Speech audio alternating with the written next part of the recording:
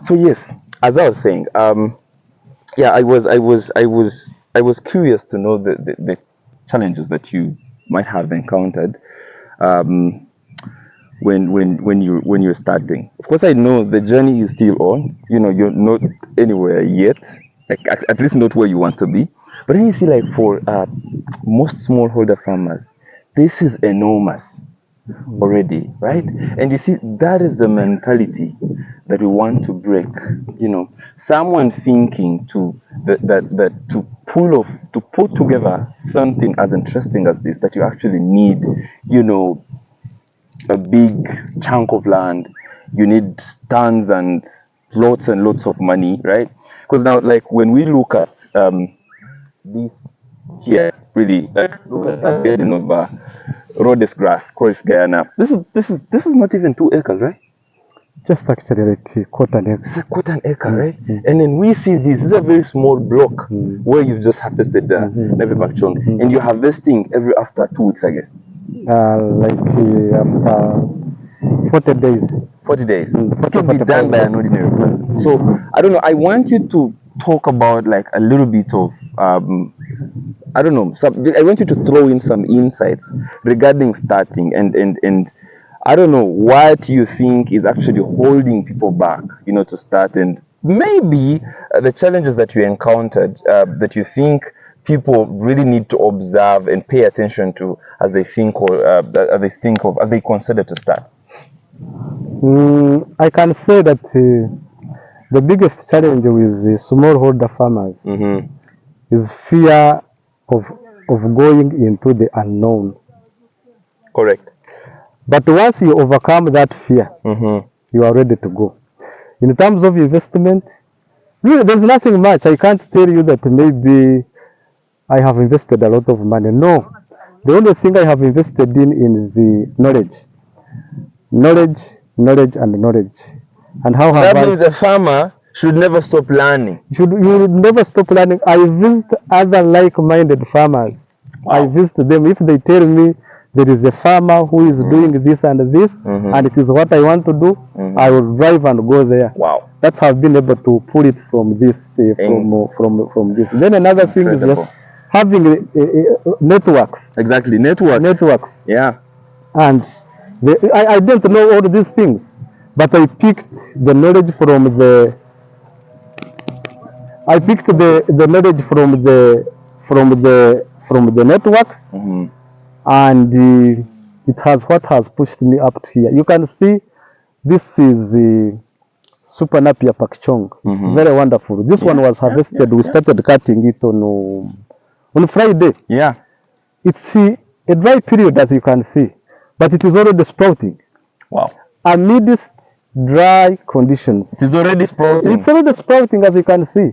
So another 45 days we shall be harvesting. So that is important to note. As you're thinking of, as you're considering to start, you might also want to know what pasture varieties do I need to have. Actually, go around picking varieties. That's very important. Yeah. You need to know what you want. And I see, guys, right on time. The boys are already here. Those are These are the guys. Those are the bulls for fattening. Exactly. Those are the boys. On free range, Yeah. but we intend to put them on semi intensive. And I think the results. Because Brilliant. on free range. And again, you've decided to keep it simple because I can see I'm seeing local breeds. Yeah. I'm seeing you know, some composites, some borans. Yeah. So you just want to keep it simple. As simple as that. Wow. Yeah, I don't as simple as that. Interesting. Then this one is just like almost slightly more than a quarter an acre. Yeah. Let's say 1/4 of an acre. Yeah. Of Croix Guyana Catambora variety. Yes. This is the hybrid of Croix, not the ordinary Croix. Yeah, the Rhodes This grass. one grows very, very fast. Also, every 45 days you are harvesting. Wow. And the cycle goes like that for like 5 years. And then you get your bells. So, you store your bells. Yeah, you store your bells, you have your It food. shouldn't be hard. It's not hard. So what you're saying is that, I mean, the very first step is to change the mentality. That's all. You know, to get rid of the fear. Yeah. That's incredible. I can't wait for this. I want us to go and check out the silo. What is required to actually start a farm in a very simplistic very simple, the most simplistic possible way, right? And this is it. We'll talk about, okay, have your feed, source organized, sustainable feed. Have your source of water organized. And guys, right here, what I'm going to show you. So they have just harvested Napier pasture, and you can see a heap of some grass that they are moving. And again, the gentleman is still trying to keep it simple. He has not constructed any bunkers. He is only making what we call a, he's going to explain that. Surface silage. I'm being hosted here. Surface silage. So I don't know, you might want to, I don't know, talk a little bit about this, right? And of the other, all the, because we know that there's a number of, practices, like types of silos. Why did you particularly choose this? Surface silage, it is unsafe. Yeah. Just lay the polythene paper, perforate it for the water to drain through, and you chop and pile. So when you go into those bunkers, there is the cost of digging and all that. But this one, we do things simple as that. And we don't even need tractors to do the compaction. Once we use the microbes, the microbes They will just do the work. they will just do the work. Wow. So I don't need the tractor to compact. I am not even using the drums. No, Wow. I will keep it as simple as that. But again, another thing I'm appreciating here is that, fast forward, you invested in the machines, Yeah, sure. right? And of course, we're seeing, lots of smallholder farmers struggling to get the machines, yeah, hiring, renting, and then spending a lot of money, and definitely it's not reliable and sustainable. You cannot have the machines when you need them. So yet they end up, the grass ends up overgrowing on them, and then of course disappointments, and of course now that we're dealing with the dry spell, etc. I mean, I think that is one other thing that I need to appreciate, right? And then maybe another thing that I want to appreciate here is that you're not reluctant. Because some farmers, I mean, another farmer would say that, oh, I have a number of silos already. Why do I need to make more silage? Right? So I think that is one other thing that I like to appreciate. But then most importantly, I also like to appreciate that you have embraced technology. Sure. You never cease to learn. And surely, I think that is incredible. I just don't want us to, I don't want this to end up, being boring, right? So I want us to wrap up. But before we wrap up, I want you to have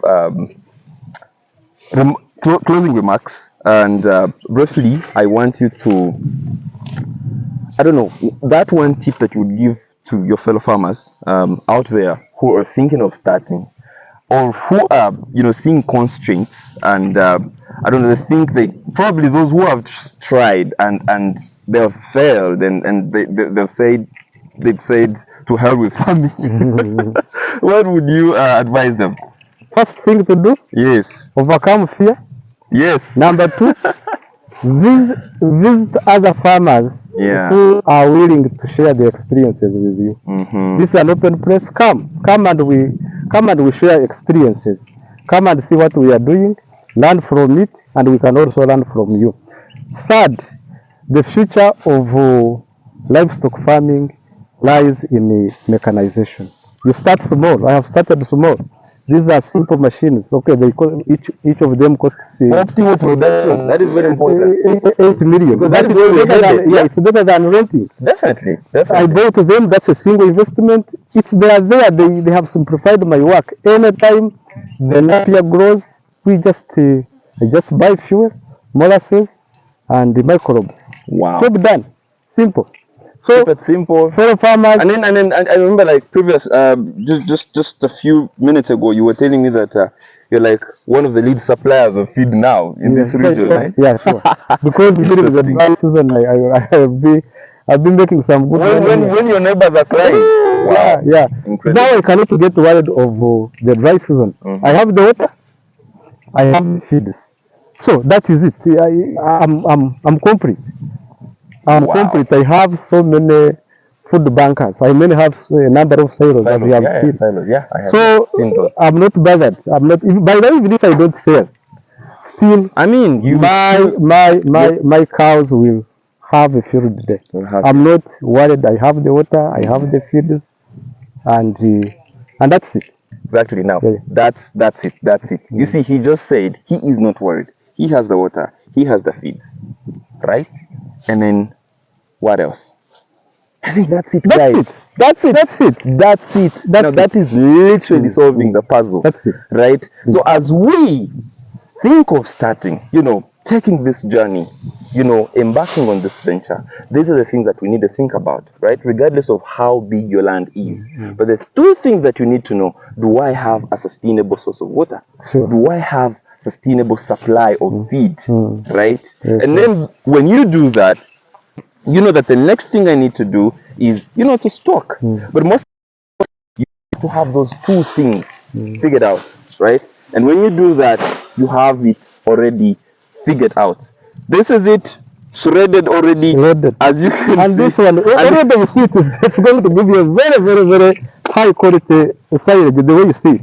It's already, because we waited it for 3 days, the water the moisture content, is the moisture has it's reduced. down up Yeah. around 65%. Wow. So we are going to have very, very, very high quality silage made of Pakchong Super Napier. It's going to be very good, high quality. And the bulls are here. And the bulls are here. Exactly. Yeah. Are you selling? I usually sell every after. After 100 I days. don't Break spend that with, down. I don't spend days with beyond 100. It's not business.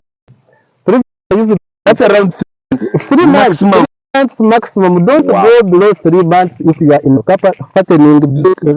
fattening business. If you are going to fatten for 1 year, that's not business. That's not business. Find out what you What are is not, missing? What is it that I'm not doing It right? is exactly Yeah. supposed to be 100 days, and you sell and get out your money, and you buy fresh stock and put it in and fatten and sell. Basically, don't go beyond 3 months.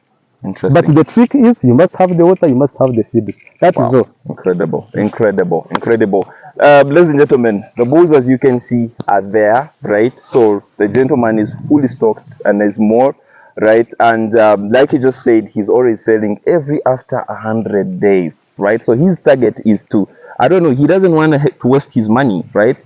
So he puts them in his he has preferred right now they are on free range, right? But then he has sufficient feed. As you can see, there's lots of grass, right? So the animals are grazing directly in the, but most importantly, what I here is, how he has things, and I think this is what I need to encourage farmers to adopt. Yeah, simplicity. Simplicity. As you all are, it is anticipated that by 2015 we're going to be double the population. That is over 100 million people. 100 million mouths to feed, right? So land is increasing, but we as a people, population is increasing. Now, as a smallholder farmer, it is high time you identify yourself, embrace technology, continue learning. We need more individuals like Mr. Dick Banjizi, and we need to see such technology being replicated. We need to see such technologies being replicated. It's nice having you today. Thank you very much. I love you. See you again. Charles from Greenfields, your livestock nutritionist. Thank you. Bye.